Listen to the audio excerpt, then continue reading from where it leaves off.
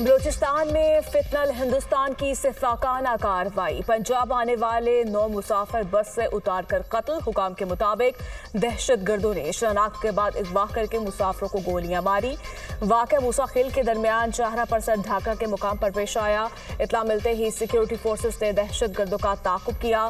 دہشت گرد اندھیرے کا فائدہ اٹھاتے ہوئے فرار ہو گئے۔ ترجمان بلوچستان حکومت شاہد رند کہتے ہیں واقعہ دشمن کے ناپاک عزائم کی عکاسی کرتا ہے۔ وہ ذلانہ حملے سے بلوچستان کے عوام کے حوصلے پست نہیں ہوں گے۔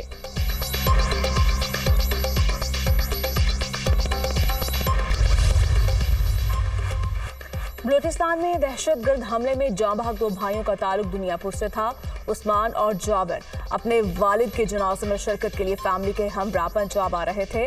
2 بھائیوں کی موت کا سن کر اہل خانہ غم سے نڈھال، گھر میں کوہرام مچ گیا۔ شہداء کے بھائی کے انصاف کے لیے دہائی۔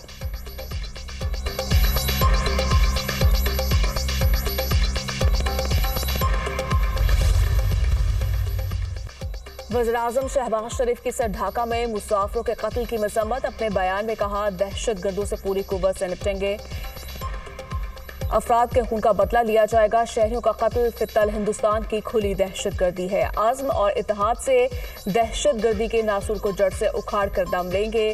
وزیر اعلیٰ بلوچستان سرفراز بھگٹی نے کہا شناخت کے بعد معصوموں کا قتل ناقابل معافی جرم ہے، اس کا جواب سخت، فیصلہ کن اور فوری ہوگا۔ بے گناہوں کا خون ہرگز ضائع نہیں جائے گا۔ ریاست ان قاتلوں کو زمین کے اندر بھی چھپنے نہیں دے گی۔ دنیا بھارت کے توسیع پسندانہ عزائم اور ہندوتوا انتہا پسندی کے خطرناک رجحانات سے بدزن ہوتی جا رہی ہے۔ بھارت فوجی کشیدگی میں کسی تیسرے فریق کو شامل کرنا چاہتا ہے۔ بھارت کی بلاک پالیٹکس کو فروغ دینے کی بے بنیاد کوشش ہے۔ مقصد بھارت کا خطے میں نیٹ سیکیورٹی پرووائیڈر کے خود ساختہ کردار کو پیش کرنا ہے۔ فیلڈ مارشل سید عاصم منیر کا کور کمانڈرز کانفرنس سے خطاب۔ فورم کا دہشت گرد پراکسی کے خلاف فورسز کی حالیہ کامیابیوں کا جائزہ۔ پاکستان کے عوام کا تحفظ اور سلامتی مسلح افواج کی اولین ترجیح ہے۔ ہمارے شہداء کا خون رائگاں نہیں جائے گا، فورم کا عزم کا اظہار۔ بھارت کو جنگ میں واضح شکست ہوئی۔ بھارت پراکسیز کے ذریعے مذموم ایجنڈے کو آگے بڑھانے کی کوشش کر رہا ہے۔ بھارتی اسپانسرڈ پراکسیز کے خلاف ہر سطح پر فیصلہ کن اور جامع کارروائیاں جاری رکھنا ناگزیر قرار۔ فیلڈ مارشل نے ایران، ترکی، آذربائیجان، سعودی عرب، UAE کے حالیہ دوروں کی تفصیلات سے آگاہ کیا۔ فورم کو فیلڈ مارشل کے تاریخی اور منفرد دورہ امریکہ کے بارے میں بریفنگ دی گئی۔ سید عاصم منیر کا ملک کو درپیش تمام خطرات کے خلاف پاک فوج کی آپریشنل تیاریوں پر مکمل اعتماد کا اظہار۔ ملک کے مختلف علاقوں میں آج سے 17 جولائی تک بارشوں کا امکان۔ پنجاب کے بیشتر اضلاع میں آندھی اور بارش کی پیشگوئی۔ کشمیر، گلگت بلتستان میں گرج چمک کے ساتھ بارش متوقع۔ اسلام آباد میں بھی آندھی اور گرج چمک کے ساتھ بارش کا امکان۔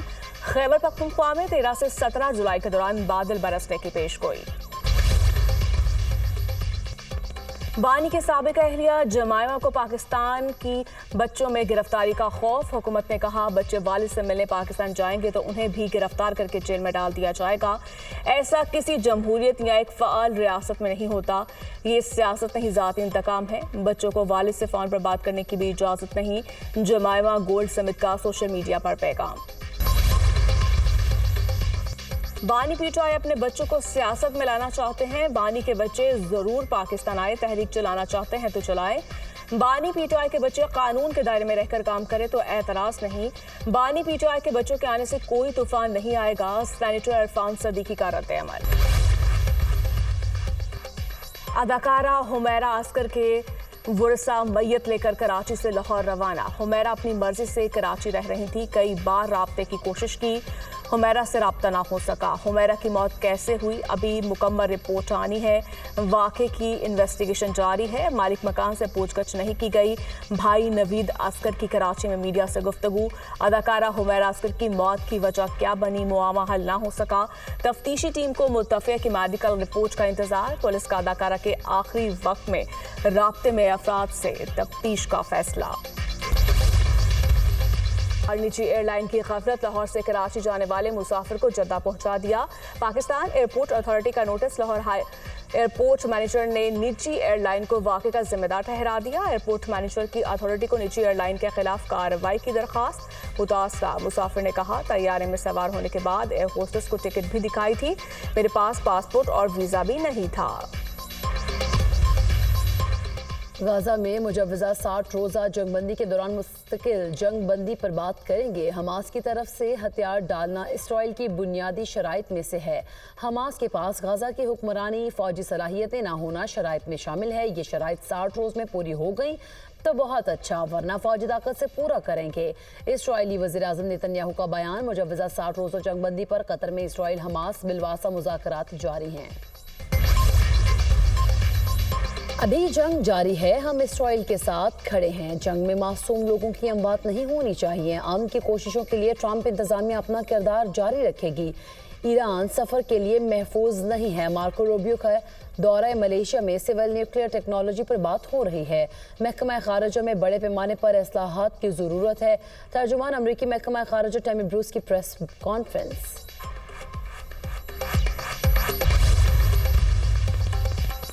नेशनल शिपिंग कॉरपोरेशन को बैनुल-अक़वामी मयार की शिपिंग कंपनी बनाने के लिए प्लान तलब। वज़ीर-ए-आज़म की ज़ेर सदारत नेशनल शिपिंग कॉरपोरेशन की इस्लाहात का जायजा इजलास। PNSC के जहाज़ों के इस्तेमाल के फ़रोग़ के लिए इक़दाम किए जाएँ। शिपिंग के शोबे में सरमायाकारी के वसी इस्तेदाद मौजूद है। वज़ीर-ए-आज़म की निजी सरमायाकारी के लिए जामे प्लान पेश करने की हिदायत। शहबाज शरीफ की ज़ेर सदारत नेशनल टैरिफ कमीशन की कारकर्दगी पर जायजा इजलास। नेशनल टैरिफ कमीशन की हालिया कारकर्दगी की थर्ड पार्टी नज़रसानी की हिदायत। वज़ीर-ए-आज़म से बैनुल-अक़वामी ई कॉमर्स कंपनी अली बाबा ग्रुप के 6 रुकनी वफ़द की मुलाकात। ई कॉमर्स को मज़ीद फ़रोग़ देने के लायहा अमल तैयार करने के लिए कमेटी तश्कील करने की हिदायत। वज़ीर आला पंजाब मरियम नवाज की ज़ेर सदारत खुसूसी इजलास। महकमा ज़राअत के प्रोजेक्ट्स के फ़ेज़ 2 के आगाज़ की मंजूरी। गंदम के काश्तकारों को इमदादी नर्ख पर ज़राई मुदाखिल की फराहमी के लिए प्लान तलब। किसान कार्ड फ़ेज़ 2 के तहत 100 अरब रुपए के बिलासूद कर्ज देने पर इत्तफाक। काश्तकारी के लिए पानी की बचत के लिए वाटर कोर्सेज की लाइनिंग की प्रोजेक्ट की मंजूरी।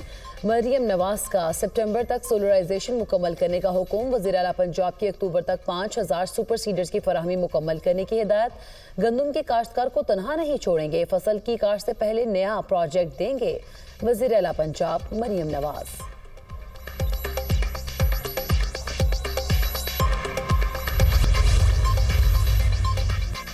हमास यरगमाली रिहा करने पर अज़मंद, मगर सेहूनी फौज के गाजा में हमले थम न सके। इसराइली फौज की बमबारी में मजीद 55 फ़लस्तीनी शहीद, दर्जनों जख्मी हो गए।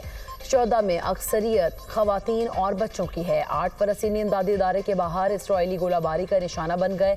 गाजा में शोदा की मजमूई तादाद 57,700 हो गई। 1,36,879 जख्मी हो चुके। ईंधन न मिलने से गाजा के अस्पताल बंद होने का खतरा। गाजा के 2 बड़े अस्पतालों के ईंधन खत्म होने के पेश नज़र दुनिया से मदद की अपील।